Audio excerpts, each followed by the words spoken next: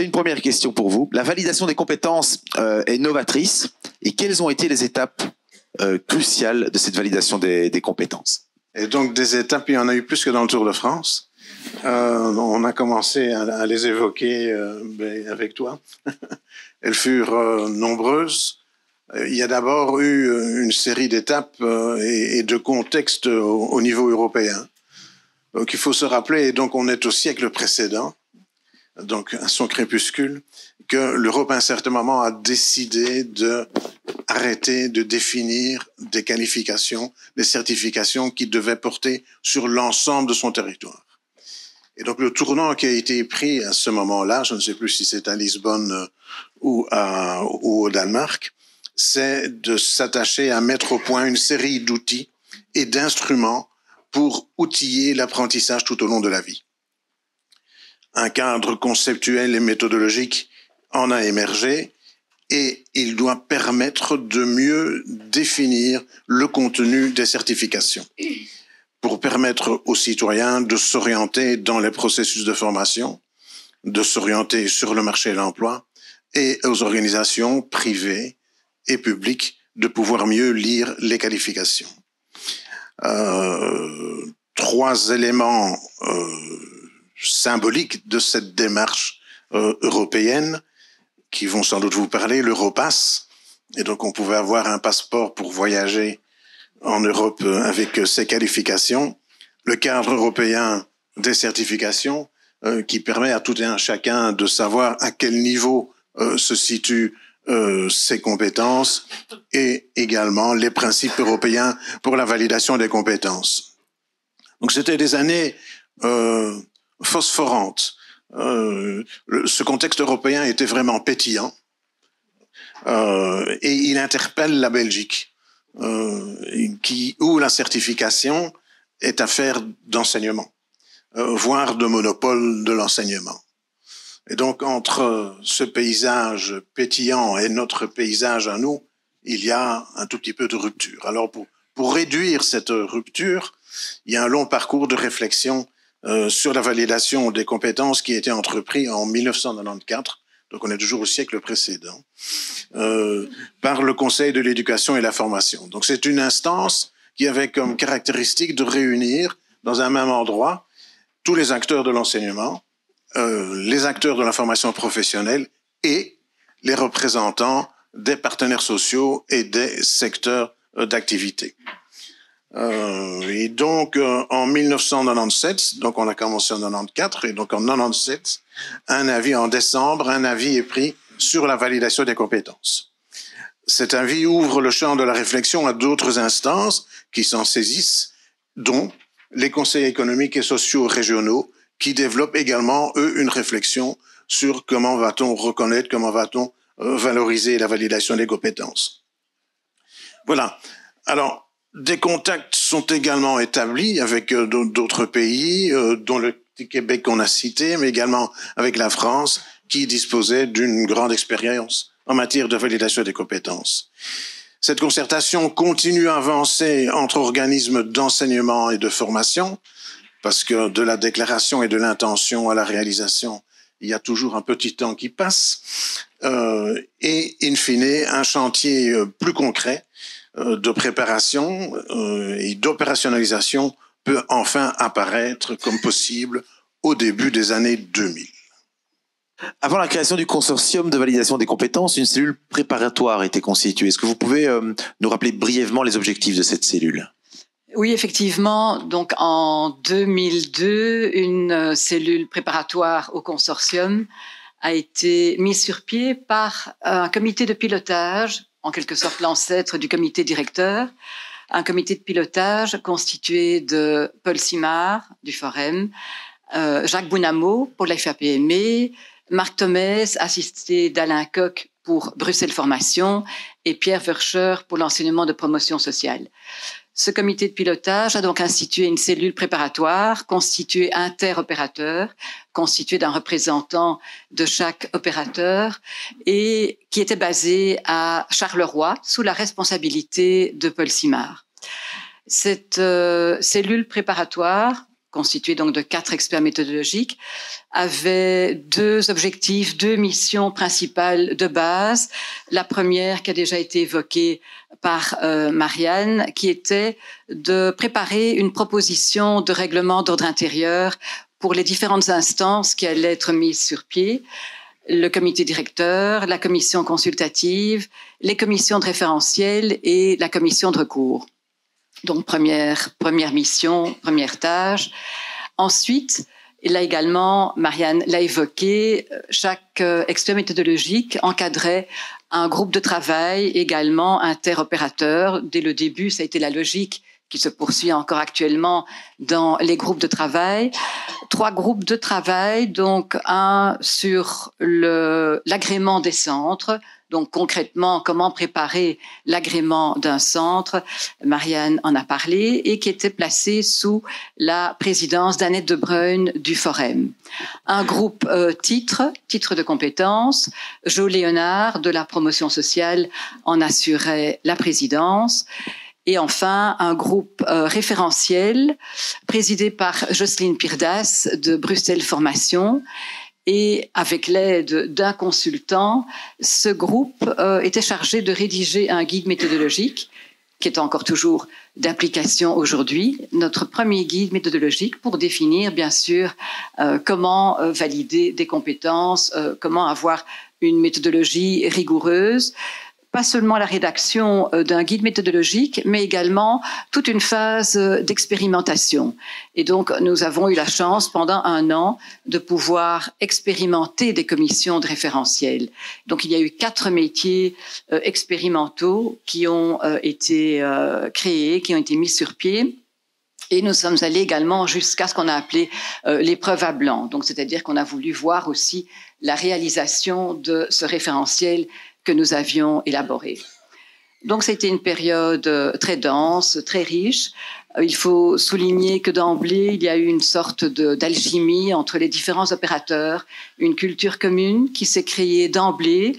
Bien sûr, nous représentions chacun un opérateur, mais nous l'avions en quelque sorte mis à l'arrière-plan pour travailler précisément à un dispositif nouveau. Alors, à l'issue de cette période préparatoire, en début 2004. Il y a eu alors une phase de synthèse de cette période préparatoire et un premier comité directeur informel qui a eu lieu en janvier 2004 et l'installation alors de la CELEX en 2005 située là à Bruxelles Formation tel que le prévoyait l'accord de coopération.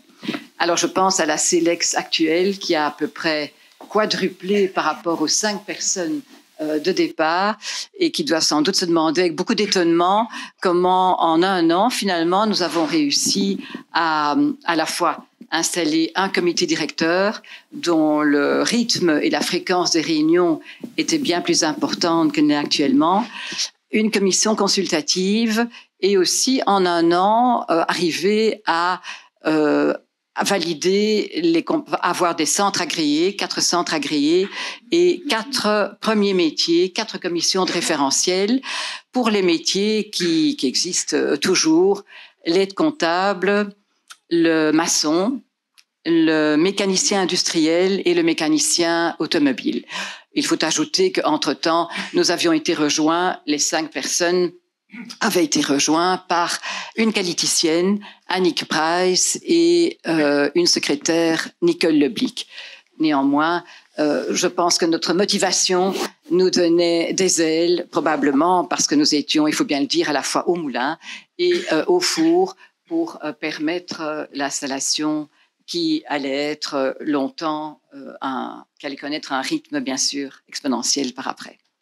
Effectivement, c'est en 2019 seulement qu'on a pu réviser l'accord de coopération, puisque celui que vous avez mis en œuvre à partir de 2003, à un certain moment, il s'est trouvé un peu trop à l'étroit, tout simplement parce que toutes les innovations qui ont suivi et qu'on va reprendre d'ailleurs tout à l'heure, devaient pouvoir trouver un nouveau cadre et qui est venu confirmer évidemment toutes les tous les principes qui ont présidé à votre innovation, à vos débuts, mais qui sont venus ajouter la reconnaissance des acquis de la formation, qui sont venus ajouter la validation des compétences en entreprise, et on va en parler. En 20 ans, de nombreuses grandes innovations ont été mises en place. Est-ce que vous pouvez nous en dire plus ? Alors, je voudrais signaler un tournant dans la méthodologie. En 2011, en effet, il y a l'installation, le décret du SFMQ, et qui modifie notre manière de travailler, puisque le SFMQ propose ces profils que nous adoptons, valables pour tous les opérateurs, puisque jusqu'à cette époque, le consortium, les experts méthodologiques préparaient eux-mêmes un référentiel de compétences. Donc, cette époque est révolue avec les profils du SFMQ utilisés toujours. D'ailleurs, nous avons procédé alors aussi à une révision de nos premiers métiers. En 2011, il y a également un dispositif très important, la reconnaissance des acquis de formation, RAF en acronyme. Et donc, ce dispositif permet aux stagiaires en fin de formation d'obtenir automatiquement leur titre de compétence en fin de formation, permettant d'avoir un titre pour l'ensemble de la formation, une partie de la formation. Ce dispositif, évidemment, marquait aussi un tournant majeur dans notre histoire.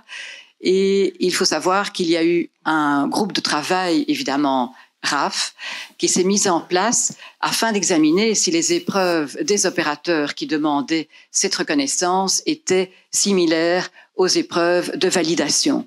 Donc, toute une méthodologie rigoureuse pour comparer, bien sûr, les compétences visées, la complexité de la tâche, le matériel, la complexité de l'épreuve, la grille d'évaluation. Et le groupe de travail se réunissait afin d'élaborer une fiche de synthèse avec, bien entendu, des allers-retours pour poser des questions aux experts des opérateurs avant que les dossiers ne soient approuvés par le comité directeur et la commission consultative. Donc, c'était un tournant majeur. Vous voyez ici le nombre de titres et les dossiers analysés. Alors, à partir des années, justement en 2011, les années suivantes, nous avons pu développer aussi des innovations, des projets spécifiques grâce à des financements. Donc, entre autres, le projet Validos, un projet très important sur l'approche dossier, un projet mené en partenariat avec plusieurs pays qui nous a permis d'avancer dans cette réflexion que nous faisions sur la validation, non pas par épreuve, par situation reconstituée, mais par dossier. Donc l'apport de nos partenaires a été important et a abouti à un guide Validos qui est toujours sur le site. Donc un projet assez enthousiasmant qui nous a permis aussi d'asseoir un peu la légitimité de cette approche. Et un autre projet européen important également, donc Validos 2013-2015, et puis le projet RecTech 2016-2019, un premier projet sur les compétences transversales qui aboutit également au guide RecTech et vous le voyez ici à la roue des compétences RecTech divisées en différents pôles et qui a d'ailleurs eu un prolongement pour un autre projet. Oui, tout à fait. Merci Daniel. Et donc, en effet, le guide et la roue RecTech ont servi de base pour le projet Transval, parce qu'on ne fait pas des projets juste pour le plaisir de faire des projets. Le but est vraiment que ça puisse être utile aux candidats, aux centres, etc. Et donc, ça, c'est un projet recherche-action qui a eu lieu de 2021 à 2023, qui a été porté au niveau de la SELEX par Elena et Grégoire, ainsi que par plusieurs centres qui ont été volontaires et que nous remercions. Et alors, avec 16 partenaires européens, on a vraiment vu la mise en pratique donc des éléments qui avaient été développés au niveau de RecTech. Et donc, l'idée était de voir, au niveau du moment de la guidance, comment aider à ce qu'il y ait une meilleure prise de conscience de l'importance de compétences transversales pour la réussite dans une épreuve de validation des compétences. J'ai une question pour Alain. Donc c'est Alain qui prendra le micro parce que ensuite on a réussi à diversifier le public et les lieux de validation des compétences tout en gardant une garantie qualité. Est-ce que vous pouvez nous en parler un petit peu? Oui. Donc la première innovation qui a été faite en ce sens-là est apparue assez naturellement au sein de la CODA, c'est-à-dire le lieu où se réunissent les partenaires sociaux. La discussion entre syndicats et employeurs portait sur la reconnaissance et la valorisation des compétences. Donc on imagine déjà la discussion un peu tendue. D'autant plus tendue qu'à ce moment-là, les pouvoirs locaux wallons, aidés et surtout poussés un tout petit peu dans le dos par Pierre et par Stéphanie, étaient en train de réfléchir très concrètement et de mettre en place une reconnaissance des titres de compétences, y compris la reconnaissance barémique. Ça a évidemment suscité des discussions entre partenaires sociaux et une sorte de provocation venant de la part des syndicats, provocation qui a été très bien reçue par le représentant des employeurs, Thierry De Villiers, certains d'entre vous le connaissent, et qui, suite à cette provocation, a dit « nous n'avons pas peur ».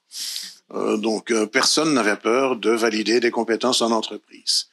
Voilà, on n'a pas peur, mais il a quand même fallu 2 ans pour un tout petit peu discuter, se mettre d'accord sur la démarche, faire une épreuve, des épreuves de testing dans l'entreprise de l'Acre avec l'aide du secteur alimento. Merci Laurent.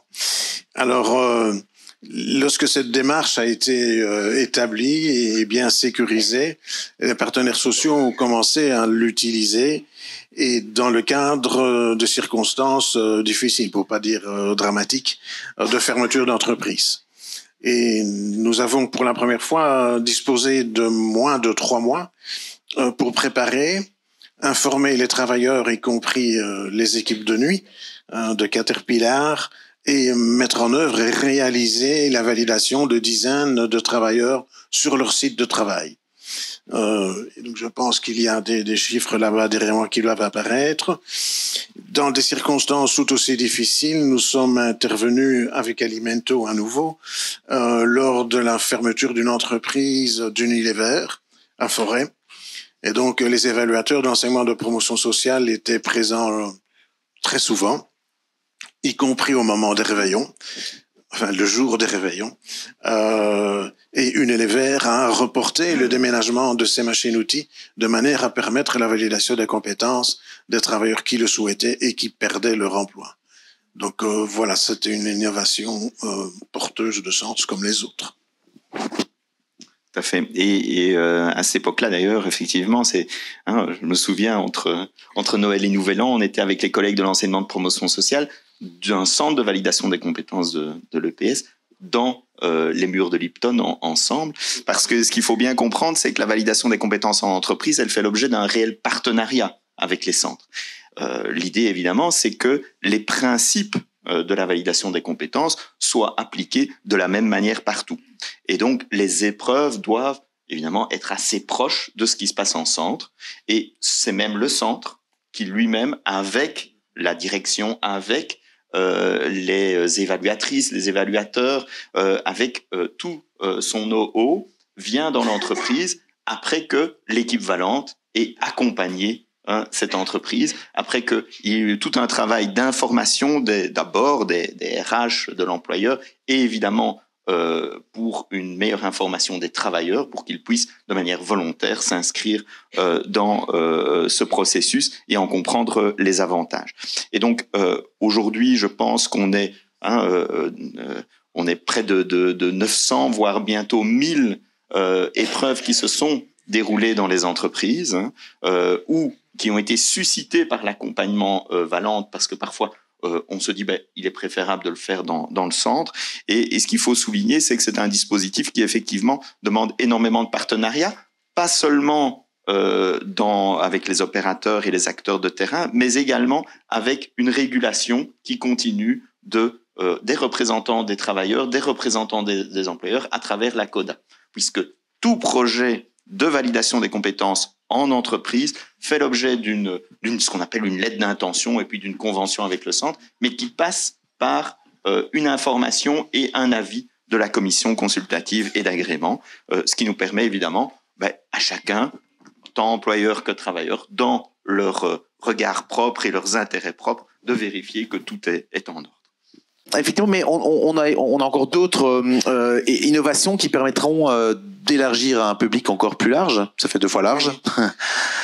En même temps, une petite anecdote sur ce que vient de dire Donna, du partenariat. Le premier partenariat de l'ACRE, donc dans les industries alimentaires, on l'avait qualifié de 4 quarts.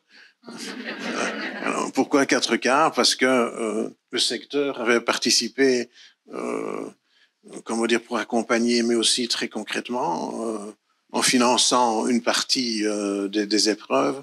L'entreprise elle-même de l'ACRE avait participé au financement de ces éléments. Le centre de validation des compétences du Forem, lui également, avait participé, et la cellule exécutive également. Donc cette idée de partenariat qu'on retrouvait dans un cake chez de l'ACRE, c'était quelque chose qui nous avait un peu amusé. Enfin voilà. Mais donc d'autres innovations sont apparues. Elles sont apparues avant tout parce que normalement la validation des compétences devait être ouverte à tous les publics. Et ce que l'on a constaté, c'est qu'il y a des publics qui n'avaient pas accès à la validation des compétences. Le plus facile à comprendre, c'est ce qui concerne effectivement les gens qui sont en milieu carcéral, qui ne peuvent pas sortir de prison pour se rendre dans un centre de validation des compétences. Et donc, nous avons travaillé avec eux le temps de la préparation pour mettre en place un dispositif qui a quand même permis à certains détenus de pouvoir sortir et se rentrer dans un centre de validation des compétences, ou bien d'organiser au sein de la prison des épreuves de validation des compétences. Alors, ça peut paraître un peu surprenant, mais moi, j'avais constaté à l'époque qu'on sort très difficilement, voire qu'on ne sort pas de la prison, mais qu'il est pratiquement tout aussi compliqué de rentrer dans une prison. Donc voilà. En tout cas, avec un ordinateur ou avec un téléphone, ça c'est très clair. Et donc, nous avons mis en place alors ce système de validation en entreprise, enfin, dans les prisons. Ce qui était aussi à relever, c'est que soit les détenus détenaient des compétences non certifiées avant de rentrer en validation des compétences en prison et on pouvait les valider, soit ils acquéraient des compétences au travers d'activités rémunérées telles que du jardinage, de la peinture, de la logistique, etc., de cuisine, et on pouvait coiffure, et on pouvait ensuite organiser la validation des compétences de cette personne-là, de manière à faciliter lors de leur sortie de l'établissement pénitentiaire leur réinsertion. Formidable. Y a-t-il d'autres choses peut-être qui permettaient d'autres initiatives qui permettent d'élargir un public? Avant cela, dès 2014, le consortium avait signé une convention avec l'AVIC pour permettre à des personnes en situation de handicap d'obtenir également un titre de compétence. Et donc, avec alors les centres qui étaient partie prenante du projet, nous avions établi aussi une liste d'aménagements raisonnables, par exemple pour des personnes qui avaient des difficultés, qui étaient malvoyantes ou qui avaient des difficultés de lecture. Nous avions adapté les épreuves avec la possibilité soit d'une barrette braille, soit d'une loupe. Pour des personnes qui avaient des difficultés pour se déplacer ou qui avaient un handicap plus physique, de prévoir des sièges ergonomiques. Donc, c'était également des discussions assez importantes au sein, à chaque fois, des commissions de référentiel. Et il y a eu 2 métiers qui ont été particulièrement mis en valeur. Donc l'employé administratif et l'aide ménagère ont été des titres remportés dans plusieurs centres pour les personnes en situation de handicap. Et comme toujours, le partenariat avec les centres était important, quel que soit notre projet, bien entendu. Et toutes les innovations que nous citons ont été aussi très par-delà, j'allais dire les chiffres ou par-delà les faits, ont été toujours très passionnantes d'un point de vue méthodologique, puisque évidemment, il y avait chaque fois un expert méthodologique qui se rendait sur place, que ce soit précisément en prison, ou dans un centre, ou dans une entreprise, ou un centre pour personnes handicapées, pour voir comment notre référentiel de validation restait, évidemment, se passait dans les mêmes conditions pour obtenir une équivalence, pour que le titre soit bien le titre de compétence visé. Et là, je crois que c'est quelque chose qui est bien sûr permanent, puisque non seulement il y a des innovations, mais il y a chaque fois des métiers différents, des secteurs différents, qui bousculent toujours un peu la méthodologie de base. Alors, j'ai une petite question pour Alain, encore. Puisque comment est-ce qu'on a fait pour faciliter le service au public et le travail des centres à l'heure du numérique? Oui. On va parler de... Oui. Il me semble qu'en 2010, Valide a vu le jour. Tout à fait. Donc, comme l'a évoqué Daniel, le nombre d'épreuves a été multiplié par rapport à nos tout débuts. On était aux environs de 50 épreuves la toute première année, un nombre beaucoup plus important d'épreuves de validation des compétences, et il n'était plus possible de continuer à administrer le système avec des papiers crayons et des photocopies. Et donc, nous avons reçu l'appui du comité directeur pour mettre en place une plateforme informatisée qui a permis de gérer beaucoup plus facile, avec beaucoup plus de précision et nettement moins d'erreurs, le parcours des candidats depuis leur entrée en validation des compétences jusqu'au moment où ils recevaient leur titre de compétence à domicile. Donc voilà, ce dispositif, merci à Nathalie, merci aussi à Christophe qui n'est pas là, d'y avoir travaillé et d'avoir produit une plateforme géniale, vu que j'en parlais encore ce matin avec Nathalie. Elle résiste tout le temps et elle connaît de nouveaux développements. Oui, tout à fait. Et j'en profite aussi pour revenir sur l'idée qui était que tu as bien formulée, Daniel. Toutes ces innovations, ça a chaque fois été dans le but d'ouvrir, d'élargir l'accessibilité du dispositif de validation des compétences à des publics nouveaux, particulièrement les chercheurs d'emploi, puisque c'était quand même une priorité qui avait été donnée par l'ensemble des interlocuteurs sociaux, et nous sommes centrés aussi sur les publics les plus éloignés de l'emploi. Alors là, sur ce plan-là, c'est Bruxelles qui, dès 2016-2017, avec l'initiative de la mission locale de Schaerbeek, qui avait proposé effectivement tout un modèle, un module d'accompagnement vers la validation des compétences de personnes qui maîtrisent des compétences professionnelles, mais peuvent connaître certains obstacles avant de vraiment pouvoir passer une épreuve avec toutes ces exigences, notamment des questions de gestion de stress, les questions de français langue étrangère, Alpha, Fleval, voilà, qui sont des obstacles alors qu'on maîtrise les compétences métiers. Et donc, sur la base de l'innovation de la mission locale de Schaerbeek, eh bien aujourd'hui, je vois les collègues qui sont toujours là autour de Laurence. Aujourd'hui, avec la FEBISP, avec la coordination bruxelloise, qui est et Laurence évidemment sa cheville ouvrière, eh bien on continue avec 4 missions locales à développer un projet qu'on a appelé SPOC accompagnement. Pourquoi SPOC? Single Point of Contact. Les personnes peuvent évidemment venir dans les missions locales, elles se sont réparties les différents métiers pour obtenir des informations, pour une première orientation vers la validation des compétences ou vers d'autres dispositifs de formation, bien sûr, qui leur conviennent mieux et qui sont plus adaptés à leurs besoins. Et ceux qui peuvent directement valider des compétences après un accompagnement, là sont orientés vers les 4 missions locales, avec des modules de gestion du stress, des modules de soutien technique, toute une série d'actions qui sont adaptées à chaque situation personnelle. En Wallonie, on a également toute une dynamique qui vient également du terrain. Avec Cécile et Fadois et Denise de l'Interfédé, on a pu voir qu'il y avait déjà une vingtaine de partenariats avant même le plan de relance wallon qui existait et qu'on ne connaissait pas tous. Une vingtaine de partenariats de terrain entre des centres de validation des compétences et des CISP, des centres d'insertion socio-professionnelle.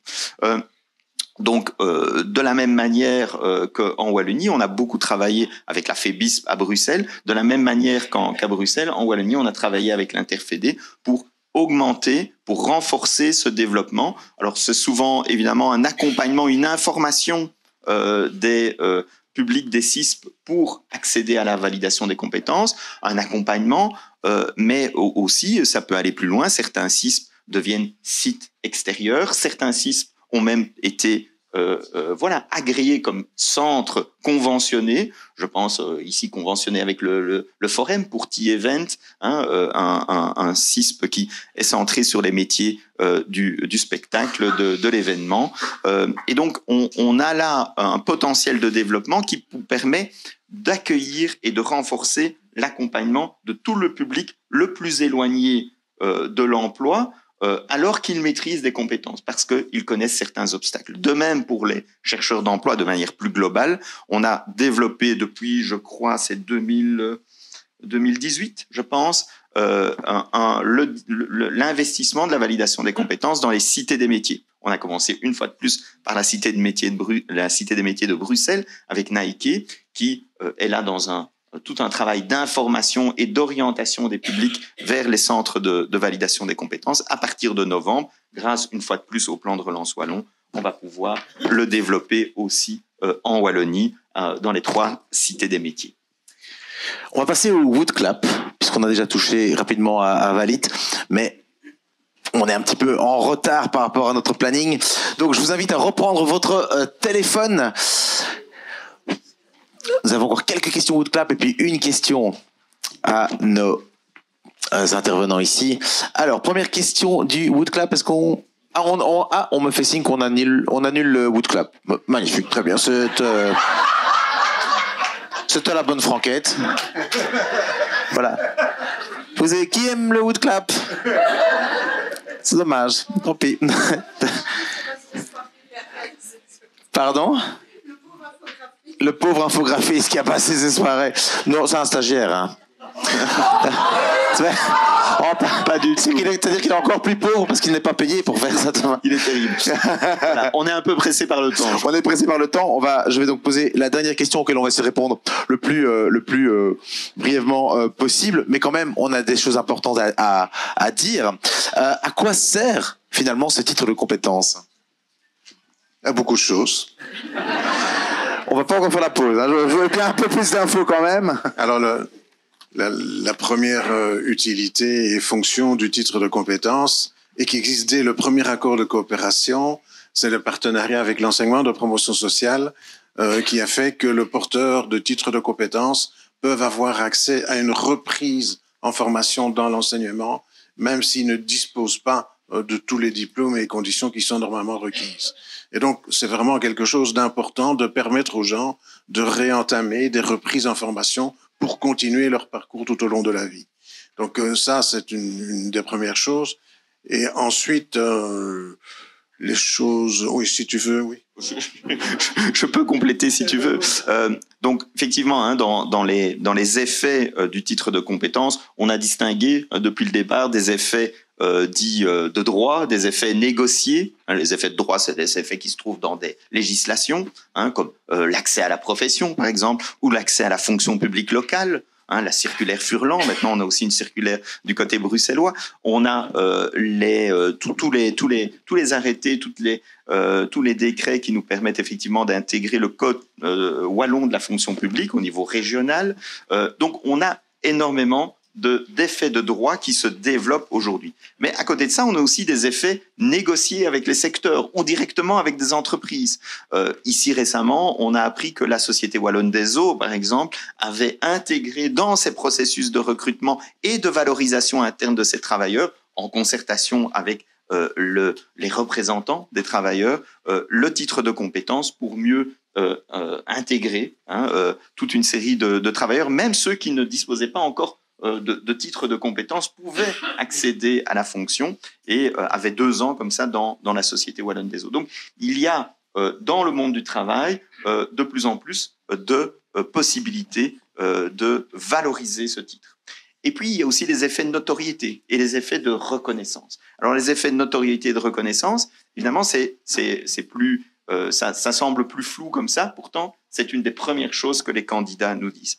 La reconnaissance de mes compétences. Une reconnaissance personnelle, d'abord. Il y a un effet d'estime de soi, effectivement. J'ai toujours été très bon dans le coaching de mes collègues, mais ça n'a jamais été reconnu. Eh bien, voilà, aujourd'hui, ces compétences de tuteur en entreprise sont reconnues. Des compétences qui vont aujourd'hui, des compétences du fossoyeur, jusqu'aux compétences de l'aide ménagère titre-service, en passant par bientôt des compétences de conseiller en insertion professionnelle. Ce sont des compétences qui ne sont pas reconnues aujourd'hui dans la société, et donc il y a, outre l'effet d'estime de soi, un effet de reconnaissance sociale, et parfois même des effets de reconnaissance plus personnels encore, des effets de reconnaissance familiale. En tout cas, récemment ici, on a pu décerner les premiers titres de compétences des agents de propreté publique à la ville de Namur. C'est tout le Valente, validation des compétences en entreprise, ici pour la fonction publique, avec les collègues du CRF, avec FADOA, avec toute l'équipe qui a mis ça en œuvre. Et on voyait effectivement les personnels qui sont en charge de la propreté publique, métier de première ligne, métier essentiel pour le vivre ensemble, qu'on a beaucoup célébré dans le moment Covid, qui là se voyaient reconnus réellement parce que les personnes, c'était la première fois qu'ils recevaient effectivement parfois un diplôme, une certification de leur vie, et aussi parce que ces compétences qui semblent peu valorisées socialement l'étaient. Et par ailleurs, grâce à la circulaire Furlan, il y avait aussi un passage de grade. C'est-à-dire qu'on passe évidemment au niveau D, alors que la plupart des personnes sont embauchées sans certification au niveau E, au premier niveau. Et là, avec des effets barémiques qui ont été négociés dans la fonction publique locale wallonne. Et donc ça, tous ces effets-là, ce sont des effets très importants pour nous. Dans le micro. Tu peux bien parler dans le micro. Je peux parler dans le micro, pardon. Oui, c'est ça. Alors, je pense on les a pas tous cités, mais il y a aussi l'accès à la profession qui est crucial. Je pense que on a cité aussi les dispenses pour certains examens pour le jury central. Aujourd'hui, on a aussi ça permet d'accéder aux allocations de chômage pour les moins de 21 ans. Et donc, aujourd'hui, ce qui permet vraiment une valorisation de tous ces effets-là, c'est qu'on a commencé un travail d'évaluation avec les services publics d'emploi, tant avec View qu'avec le Forum en Wallonie, tant avec View à Bruxelles qu'avec le Forum, où on a pu voir qu'effectivement, les personnes qui avaient passé des validations des compétences, qui avaient réussi ces validations des compétences, étaient bien à l'emploi ou en reprise d'études et formation. Le chantier de la valeur d'usage du titre de compétence, il sert à énormément de choses, mais c'est un chantier permanent. On y travaille en permanence avec, évidemment, les représentants des pouvoirs politiques, n'est-ce pas Françoise, mais également avec les secteurs, dans le cadre des conventions sectorielles que nous avons avec Alimento, avec le Fonds social transport et logistique, avec la construction, avec et bien d'autres encore, une quinzaine de conventions sectorielles dans lesquelles nous discutons aussi de la manière de valoriser le titre dans les conventions sectorielles.